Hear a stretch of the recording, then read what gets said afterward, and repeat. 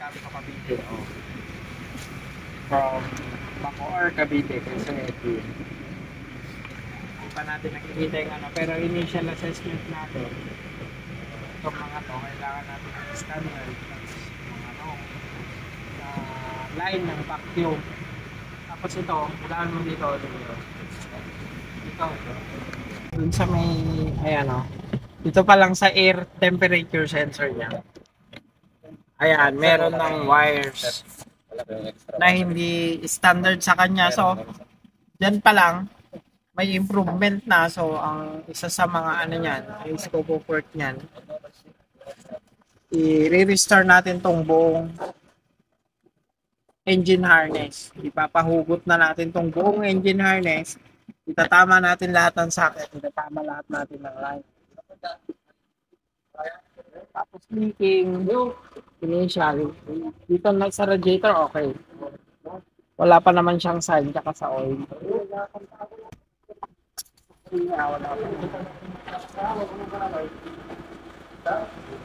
naman sign. Tapos leaking dito. Dito, tech cover. Yan, kita. Tanggalin mo ito. Tanggalin mo.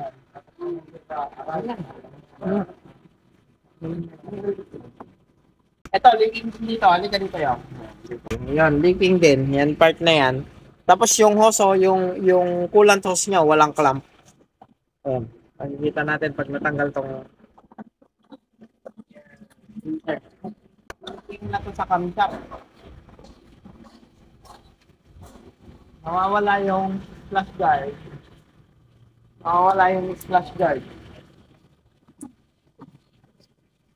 Ay, splash guard na yan. Ito ay dito siguro. Alam mo, bubuntawan natin eh. Ay ko nga, iniiyakar mo di thermostat mo kaya kung hindi nalambaga. Gearbo. Sarili ito ng starter. Pakikalong nga yung turbo. Good. Good. Ah, ito. Oh, wala siyang Clam. walang clamps. May initial reading. May initial reading.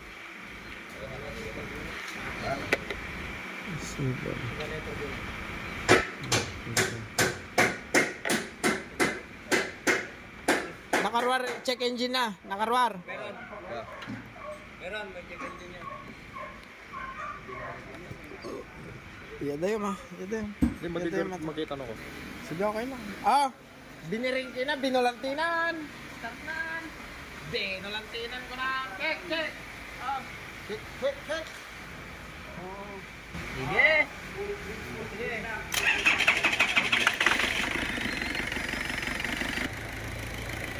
On idle, 8, 9, 10 cubic milliliter per stroke. Ito, malalaki yung difference sa oil pressure.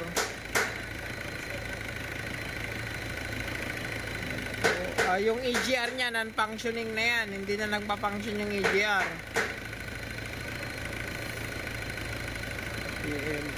Yan exhaust gas recirculation. Status, disable. Hindi na siya nagpa-function. Yung buong system niyan. TPS, hindi na rin nagpa-function. Oops. Oop. Patay tayo dyan.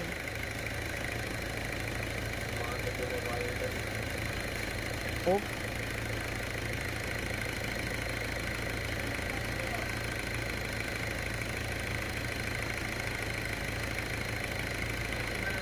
RPM man.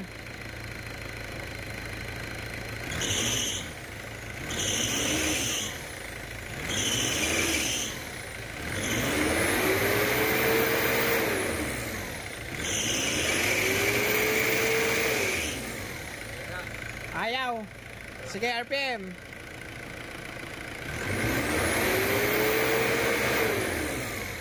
Baba. Up. Ano?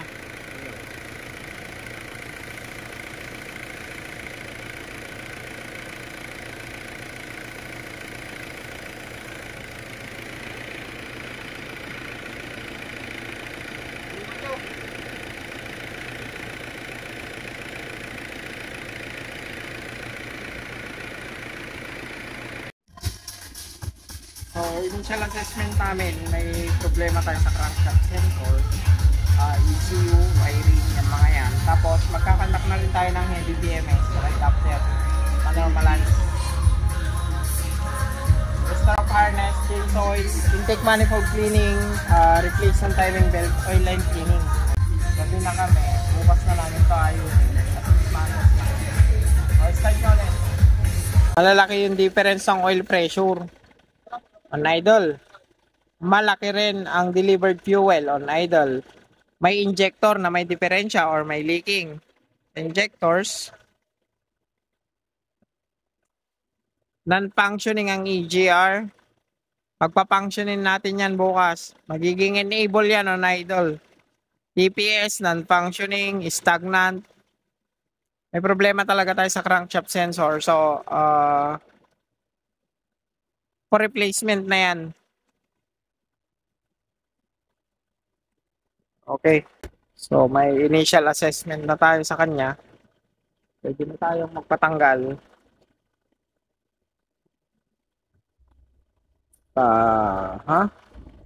Air intake temperature. On and off. Oh. Magalaw yung data ng air intake. Okay. Nagne-negative pa. Tol, pa RPM, paakitin nyo yung temperature. Paabutin mo sa normal.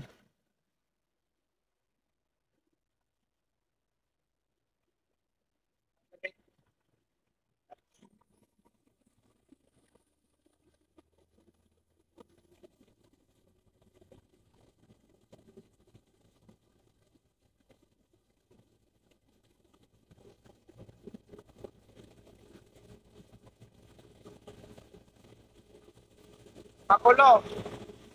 Oh. Magulo yung coolant temperature. Magulo. Saka wala pa siyang thermostat. Ayaw umakyat, ayaw uminit ng makina. Ayaw niya pumunta sa normal working temperature. Marami talaga to. Multiple talaga yung fault nito sa wiring. Pagka tinest drive mo na, wala kang maasahang performance. Mali siya, oh.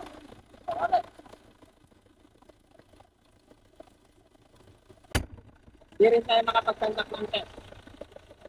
Yun. Tapos, ang pagkain namin ganito, lapo-lapo. Tignan nyo si Bong. Oh, hindi makakain ngayon yan. Hindi masakit yung ulo niya. Baka mas piliin pa niya magpahinga eh. Sa bawak lang. Matangka ko masat tayo, 5 lang. Najay? Oo. Oh. May dala ba tayong ganira? Dali lang to. Dali lang to, maayos pa to.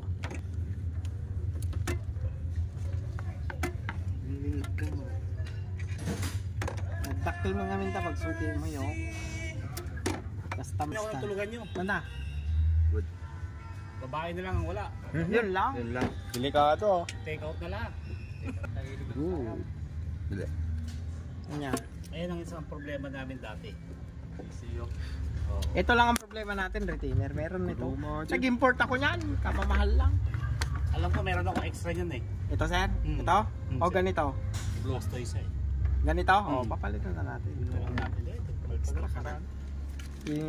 Ano na, normal. Tanggalin nyo na yung ECU. Kaya muna kayo ng lakad. Tara, tara. Injector 1, 5.0 micro Henry, 5.3, 2, 5.44, 3, 5.46, 4, 4.94. Oh, patingin ng continuity ng oil temp.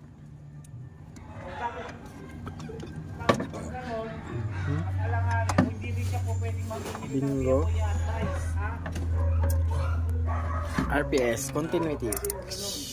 Yan. Diba? Hindi, ikaw pa rin ang tatawad din. Kasi hindi pa marunong tumawad dyan eh. Kung 155, makuha man ng 140 yan. 140. Alam ko naman yung start yun. Okay, ngayon, walang isang tornilyo. Oh, sa throttle, walang isang tornilyo. JPN, Japan. Japan engine yan. Na change motor yan.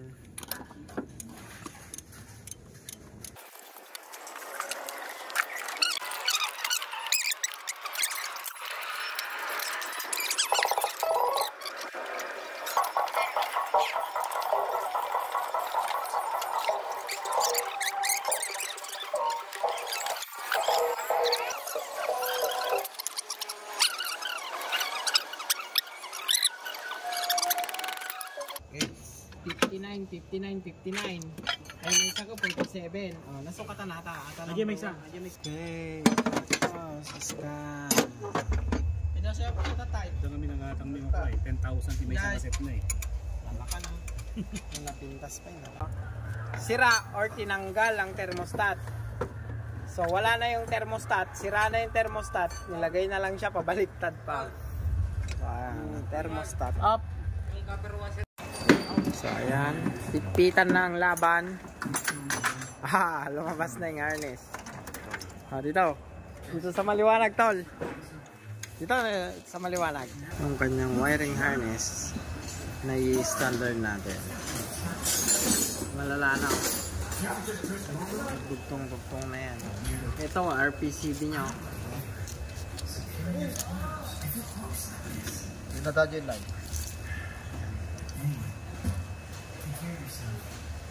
May cut pa na isa. 10W30 sa 5W30. Yan lang. Yan lang, wala. Fully synthetic ginagamit ko dyan. Yan lang yung required. Pag bumigat yung viscosity, mahihirapan yung mga sensors kasi wala tayong injection pump. Ang ginagamit ni injector para mag-function is pressurized oil. Kaya meron tayong binabasang MPa, megapascals. Umaabot yung oil natin from 600 PSI up to 3,600 PSI maximum. Ganon, kaya mabilis ma-deteriorate yung oil. Kung lalagyan mo yan ng mabigat na oil, mataas na viscosity, mahihirapan sila, hindi maabot yung required ni ECU. Si ECU ang gagawin niya para maabot yung required. Tutulakan niya sila ng current, yun, mapupundi na sila. Mamamatay na yung makina. Palit ka ng delo dyan, Lakay. Ako, full of quick. Basta 5W30 or 10W30. Ay, recommendation ko, Hado. Ang pinagatin ay. Pinakadownload ka nga. Linisan nyo. Oh, yan na yung deposit ng carbon. Sa part ng intake. Ayan o. Sa ilalim yan. Oh, basag. Basag na. Yung sa jitigod ba ako? Sino ba di mo makapagod-tikin?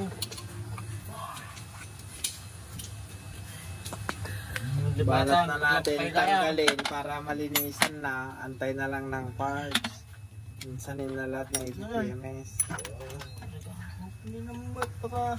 Matitigas na, kulang tusek. Matitigas na.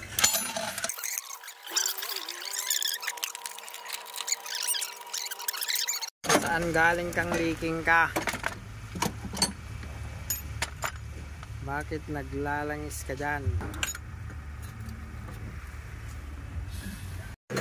Yung leak na yan, kasi factory sealed pa siya. Yan, galing yan sa pagitan ng camshaft tsaka ng cylinder head. I-reseal natin ngayon yan. Pag na-reseal yan, tanggal ng leak na. Malapit na siyang may biyak. Malapit na maubos. Actually, ubos lang dito sa part na to. Harness. Ang tawag dyan, heavy PMS. Ayan, kalangsay na yung makina, natanggal lahat ng ano niya. Kung meron lang mabibili ng mga ganyan na bend na hose. Original na alternator niya. Hindi yan to, lang original niya. Oh, bro, magkatator na gano'n yun. Ito na ang pinakamalupit na PMS. May nahulog doon sa engine na bakal. Ayan o. Nahulog si bakal. Tanggalin mo na. Baka mahulog pa ng tuluyan. Ano yan? Ay, okay din na yan. Ano yan? Ano yan? Yung lock sa may kanyon, sa may injector harness. Tik na. Dito galing yung leak. Ayan. I-reseal nyo na yan. Punas. Yeah. Necho.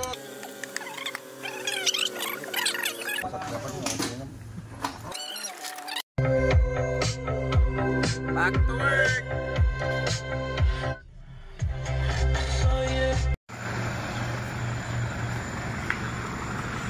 Ay, balik ulit sa trabaho. Trooper ni Sir Edwin. Ayan ha. Heavy PMS. Heavy PMS tayo.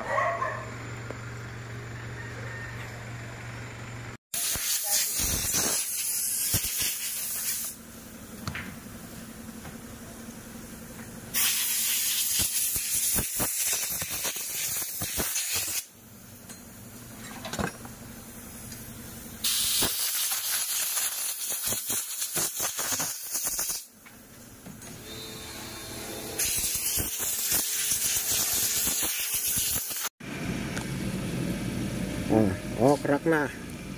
Crack na. So, TMS. Naging proactive tayo. Papalitan natin ang original. Whoops! Yeah. Okay na ang starter. Kami na yung J1. Ito na yung papalit. J1. Tapos ito, temp socket. Video mo yung nasira. Ito. J1. Saan na ikaw na ito? Ito, may organize na natin yung mga sensors niya. Ba't nga ka-stone? At da, kompleto, kita ang 12 aja.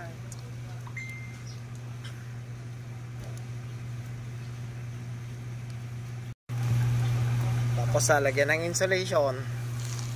Ito, bubuin tong insulation nito. Ayan. Continuity tol. Improvement yan. O yan, mali yan. Tatanggalin mo na, buuin mo na yan. So, ito na yung harness natin ngayon. Okay na. Ito sa control valve.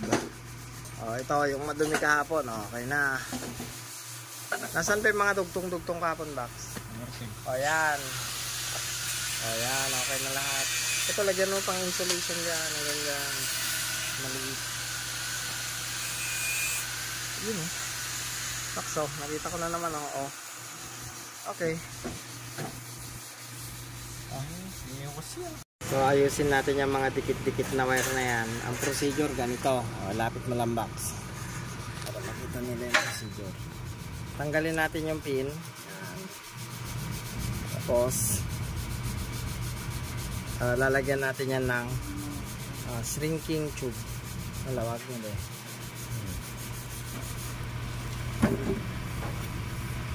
Shrinking tube na saan? Linisan mo na.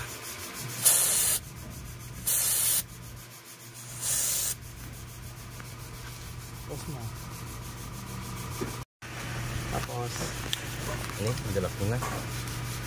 Okay na siya. Ini yung mas malaki.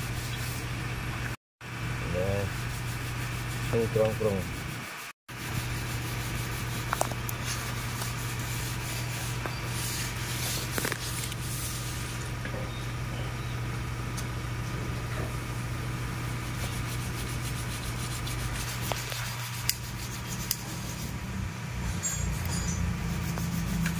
Mahangin.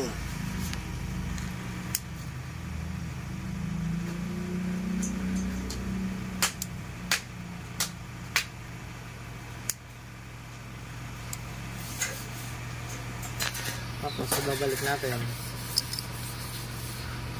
Sige, ikaw na magpasa. Iharap mo dito ah. Ganyan ka.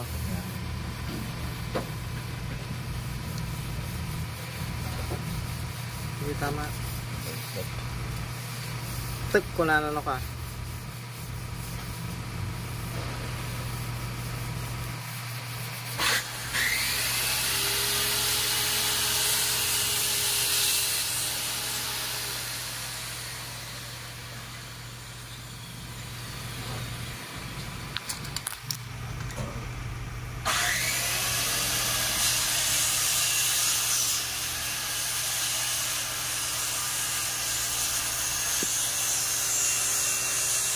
Okay na.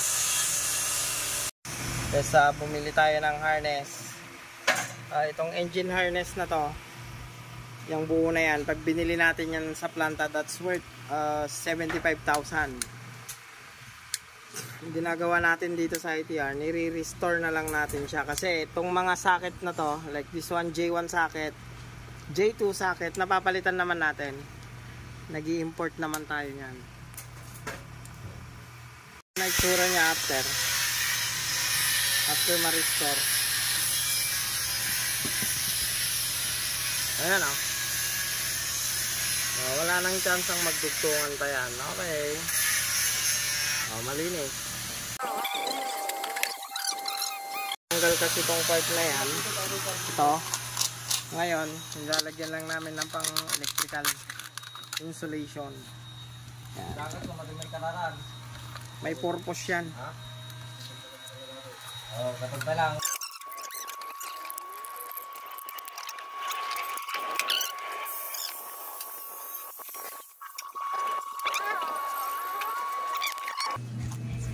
Ano niya mo isa? Gusto lang. Tikta mo yung lando.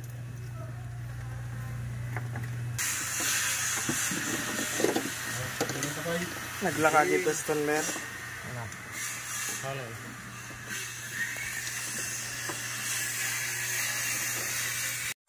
Nagtanggo na yung alam mo. Walking na na.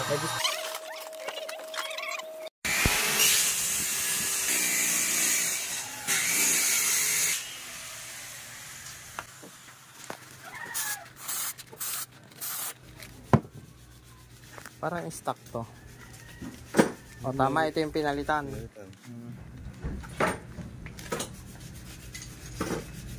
Ayan, bago.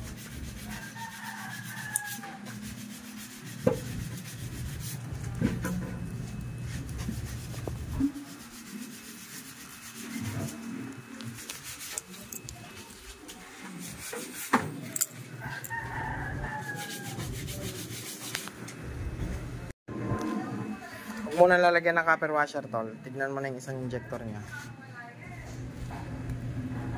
Allen wrench. Pagirot mo.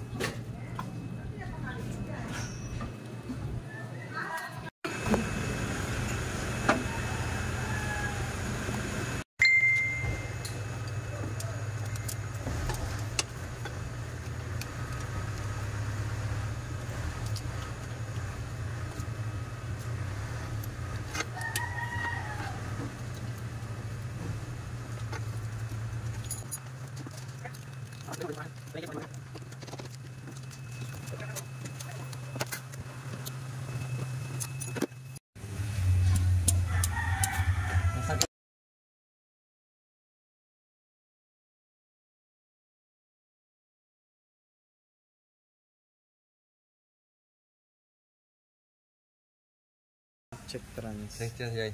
Ayan. Ganun pa. Oh, ito na, papalitan na. Kartibom. Ano kartibom? Local. Hindi garod mo kawar ka. Oh, kanin tiplo. Oh, tama na eh. Adin, adto tiplon nata na labaga, tiplon nata. Ito. Ayun nga lang, tayo katibra ka nun.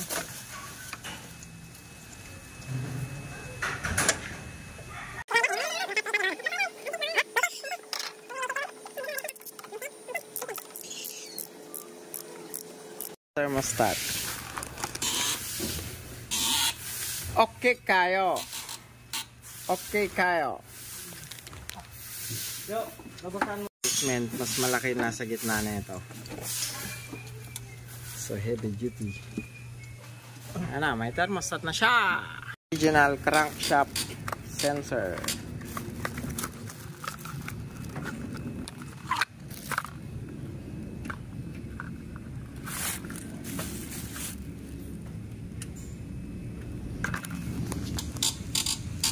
Power PS.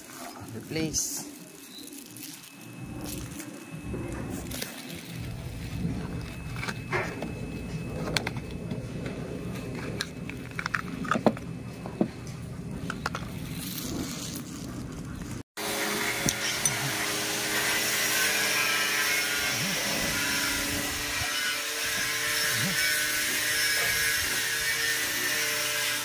Okay.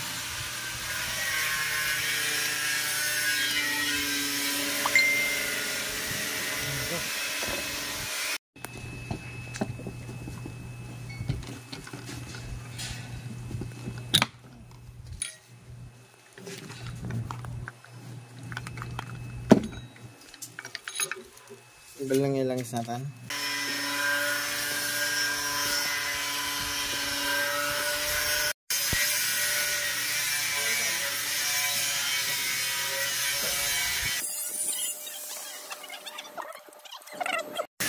O-ring.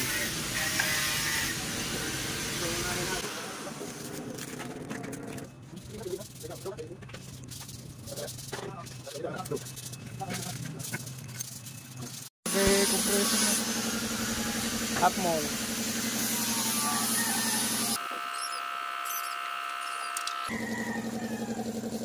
Okay, clear. Bago na. Alright.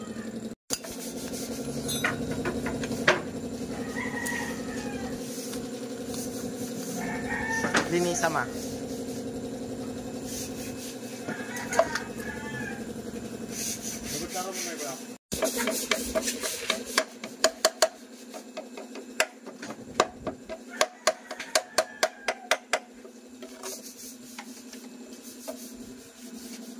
Okay kayo. Cover gasket.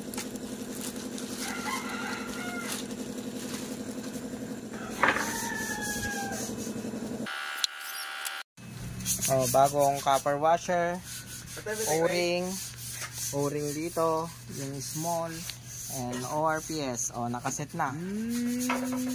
Pinuksanan. Pare-pareho na ng calibration number yan. So, okay, nabalik na natin ang camshaft ulit para ma-reseal. Yan, na-reseal na ang camshaft. Si Shapul, winarak niya yung ganyan nun. Tinak.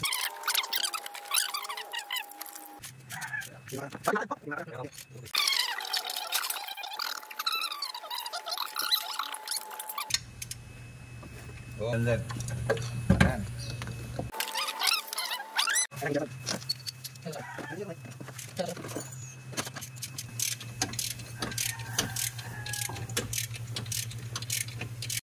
Oh, na aja tol matik balinan, balin aja. Bakit jam na?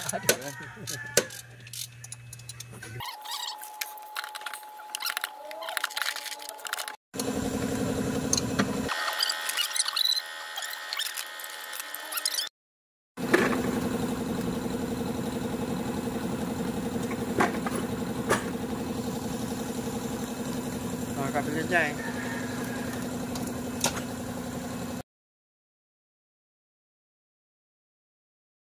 Naka-settings na rin na. Settings na rin dito. Yung sa ilalim yan. Mga hoses, napalitan lahat. Naka-settings na rin yan. Okay na.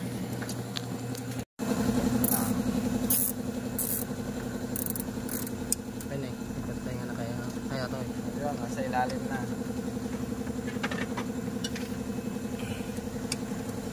Dalawang socket na yan sa loob. Pero tapay. Okay.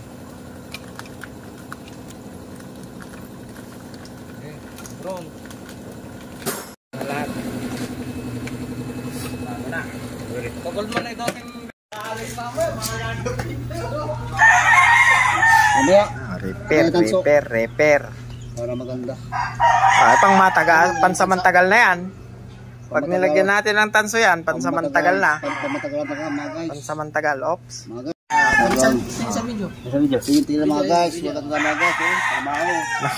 Sikat ka dyan. Mga guys, lagi tingnan ako ha. Hello vlog, welcome to my guys. Yan tamang pag-acetylen. Parang kaliskis ng isda. Hindi. Pabuo na. Tapos na.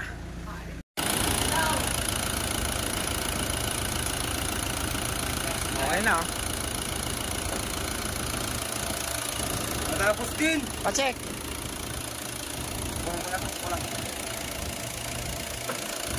Okay na yan. Emission na tayo. Wala na tayong... Lakay, tignan mo yung emission mo. O, naiden. O, diba sabi ko sa'yo, pag binugan niya na yan, wala na yan. Nabasa ko na yung data eh. Doon pa lang sa data, alam ko na yung normal. Alam ko na yung kakahantungan niya eh. Alam ko na nga yung performance pag binabasa ko pa lang. So, okay no. Ang tahimik. Ito na ang trooper ni Lakay Edwin. Nanya Lakay Edwin, nanya may pagam. Usay talaga. Grabe. Ibang-iba yung takbo niya eh. Ngayon mo lang siya matadrive ng Ngayon ko lang na-drive ng ganito to. Yan ang proper settings. Yan talaga ang settings niya na Lakay. Nagtugma-tugma lahat ng input tsaka output Lakay doon sa ECU. Kaya yan ang outcome natin. Then heavy PMS. Lahat ng cooling system. Lahat yan na-target. Major sensors, RPCB, RPS, na-target yan. Crankshaft sensor. Nakita mo, sabi ko sa iyo, hindi pwede yung reluctor o hindi tayo nagbaba ng transmission.